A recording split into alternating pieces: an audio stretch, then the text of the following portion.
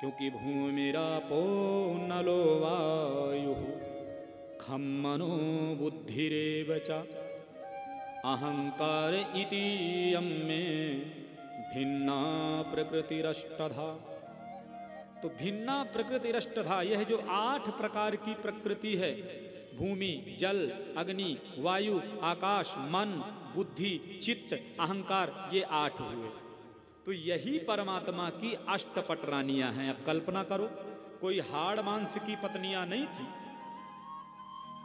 इसलिए इन ग्रंथों में घुसना पड़ेगा, समझना पड़ेगा, जानना पड़ेगा, तब ज्ञान होगा। और जब ज्ञान होगा तो लिखा है कि ज्ञानम लब्ध्वा परम शांति। और आगे वर्णन आता है कि उन 16,108 पत्नियों में प्रत्येक पत्नी के 10-10 पुत्र, एक एक बेटी हुई। एकैक सस्ता कृष्णस्य पुत्रान 10-10 बला।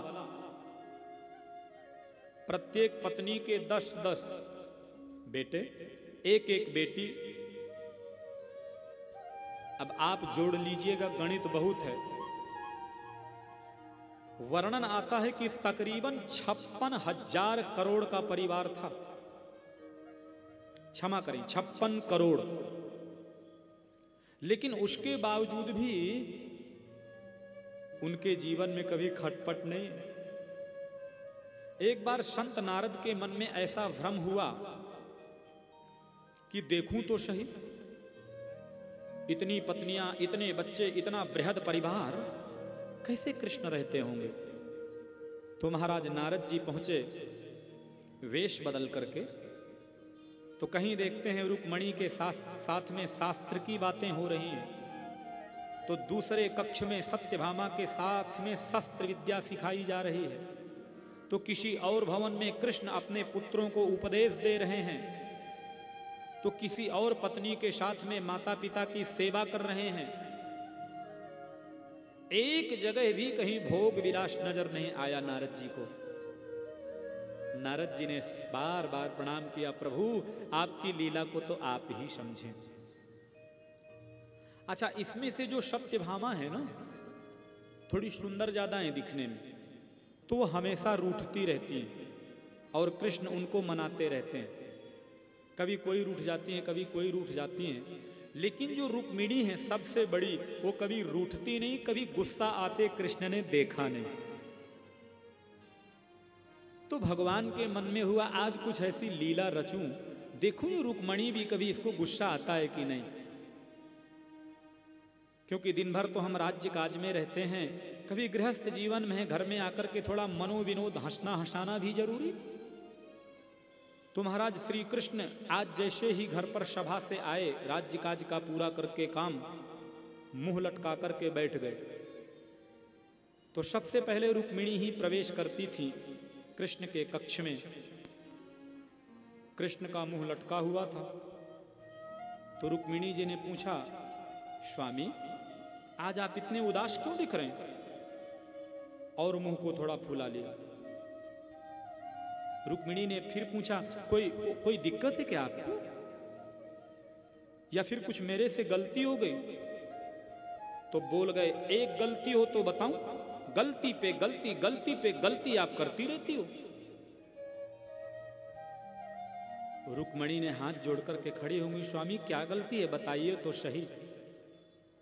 तो भगवान कहते हैं कि राजपुत्री प्सिता भूपैर लोकपाल विभूति भी महानुभावैः श्रीमद्भीरु पौदार्य बलोर्जितैः। पहली गलती तो आपने ये किया कि इतना महान राजा शादी के लिए शिशुपाल आया था, उससे विवाह करना चाहिए। मेरे राज्य का ठिकाना नहीं, धन वैभव का ठिकाना नहीं। कोई मुझे ग्वारिया कहता है, कोई कृष्ण कहता है, कोई कहता है ये तो ऐसा ही है। तो तुम इतने बड़े राजा को छोड़ करके और मेरे से विवाह करने आ गए। और दूसरी गलती सुनो, अब तुम ये कहोगी कि कृष्ण तुम बलशाली बहुत हो, एकदम डरते नहीं हो, तो यहां भी तुम्हारी भूल है। क्योंकि राजभ्यो विभ्यतः सुभ्रूः समुद्रम शरणं गतां बलवद्भिः कृतद्वेषान् प्रायस्त्यक्त नृपाशना। मेरे जैसा डरपोक कौन होगा?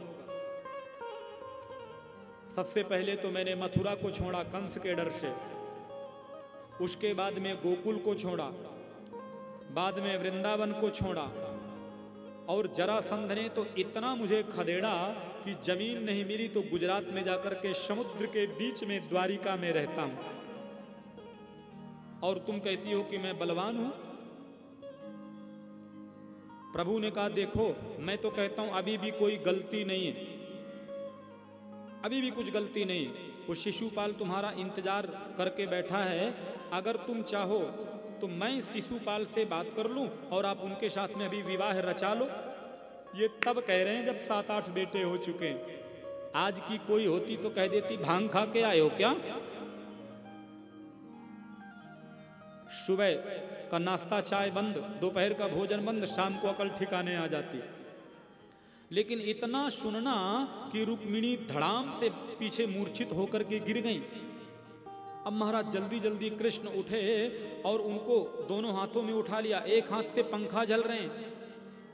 1 घंटे बाद जब मूर्छा खोली रुक्मिणी की तो कृष्ण मुस्कुराए, देखो देवी अब दिन भर तो हम अपना राजकाज संभालते हैं, घर में थोड़ा मनोविनोद होना चाहिए कि नहीं?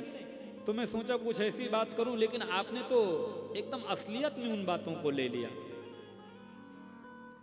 अब रुक्मिणी ने कहा प्रभु आपने ठीक कहा, बात तो आप सही कहते हैं। मामा वैदर्भ्य शूये था जाने त्वं मत्परायणं त्वदवच श्रोतु कामेन छ्वेल्याचरित मंगलम्। प्रभु मेरा आपका मेल ही कहाँ है? कहाँ मैं प्रकृति से आबद्ध एक स्त्री और कहाँ आप प्रकृति से परे परम पुरुष पुराण पुरुषोत्तम।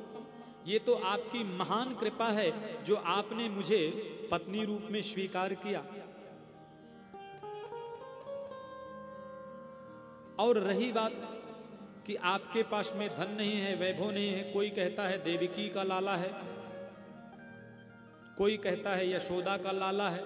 अब ये बताइए आपका भी भला कोई माता पिता जगत में होता है? लीला में भले आप किसी के बेटे बन जाओ, किसी को पिता बना लो, बाकी जगत के पिता तो आप हैं, जगत के पति तो आप हैं। दूसरी बात, आपने ये कहा कि मेरा भजन वही करते हैं जिनके पास में कुछ काम नहीं होता। ढोल मजीरा ले लिए, चमीटा बजाते रहे। जिनके पास में धन नहीं है, वैभव नहीं है, वो क्या करें बेचारे, मेरा नाम लेते हैं साधु संत। तो मुझे लगता है कि नानक दुखिया सब संसारा, स्वई सुखिया जाके नाम आधारा। इस जगत में सभी तो दुखी हैं, वास्तव में तो सुखी वो है जिसके पास में भगवान नाम है। क्योंकि कबीरा सब जग निर्धना, धनवंता नहीं को, धनवंता स्वई जानिए, जाके राम नाम धन हो। मुझे लगता है सबसे बड़े धनी वो संत ही हैं जिसके पास में भगवान नाम का धन है। रुक्मिणी को गले से लगाया, देखो देवी मैं तो केवल देखना चाह रहा था कि क्या आपको भी कभी क्रोध आता है? मेरे मन में भी कभी भावनाएं ऐसी प्रकट होती हैं। आगे चल के राजा नृग की कथा सुनाते हैं। एक बार क्या हुआ कि कृष्ण अपने पुत्रों के साथ में, प्रेम से बोलो ना जय श्री कृष्णा, पिंडारक क्षेत्र है, वहां पर कृष्ण अपने पुत्रों के साथ में थोड़ा सा क्रीड़ा करने के लिए गए। और महाराज कृष्ण एक वृक्ष के नीचे बैठ गए, विश्रांति का अनुभव कर रहे थे। उनके जो बालक हैं वो सब खेल रहे हैं आपस में, और खेलते खेलते जो गेंद थी एक कुएं में जाकर के गिरी। ध्यान से सुनिए, समझ में आ जाएगा। वो जो गेंद है कुएं में जाकर के गिरी और श्री कृष्ण के बालक जब उस गेंद को लेने गए प्रद्युम्न आदि, तो देखा कि उसमें भयंकर एक त्रिकलाश्व पड़ा हुआ है। त्रिकलाश्व कहते हैं गिरगिट को, और इतना विशालकाय त्रिकलाश्व गिरगिट की कभी देखा नहीं था। जाकर के बोले पिताश्री पिताश्री, इस कुएं में एक ऐसा गिरगिट पड़ा हुआ है, इतना विशाल कभी हमने देखा ही नहीं। और जैसे ही कृष्ण गए उस गिरगिट को स्पर्श किया महाराज, तो उसमें से एक दिव्य महापुरुष निकल पड़ा। आप कौन हैं? कृष्ण ने पूछा तो उसने परिचय दिया, इंद्रगो नाम नरेंद्रोहम इक्ष्वाकूतनयः प्रभो दानिष्वाख्यायमानेषु यदि ते कर्णमस्पृशम्। हे द्वारिकाधीश, नृगो नाम नरेंद्रोहम, मैं राजा नृग हूं, मेरा नाम ऐसे नरेंद्र भी है। और आप मुझे जानते भी होंगे क्योंकि दानिष्वाख्याय मानेषु, इक्ष्वाकु का मैं बेटा हूं। और यदि इस परिचय से नहीं जानते हैं तो अगर दानियों की लिस्ट कभी आपने पढ़ी होगी तो मेरा नाम जरूर पढ़ा होगा आपने। दानिष्वाख्याय मानेषु, मैंने इतनी गौ दान किया है कि कोई धरती के जो धूलि के कण हैं उसको गिन सकता है, लेकिन जितनी गौएं मैंने दान में दिया है ना, उसकी कोई गिनती नहीं हो सकती।